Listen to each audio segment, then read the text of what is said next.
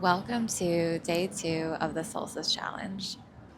Have you ever noticed that the way you talk to yourself becomes the way you start to feel? Here's why.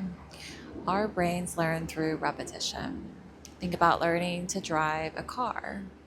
At first, everything requires your attention, but after enough repetition, it becomes automatic.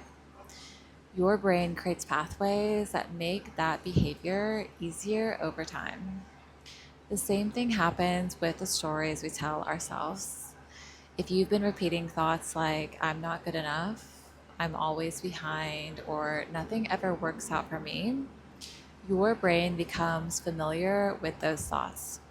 And because they're familiar, they start to feel true, even if they don't tell the whole story.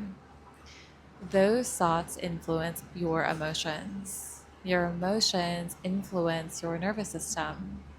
Your nervous system then influences how you show up in your relationships, your work, and your everyday life. That's why awareness matters so much. Healing doesn't begin by pretending everything is positive. It begins by noticing the stories you've been practicing. So today, I want to invite you to ask yourself, what thoughts have I been rehearsing lately? And then ask a second question.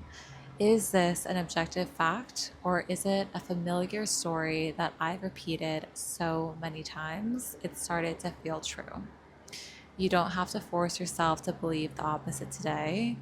Just notice, because awareness is the first step toward creating new pathways.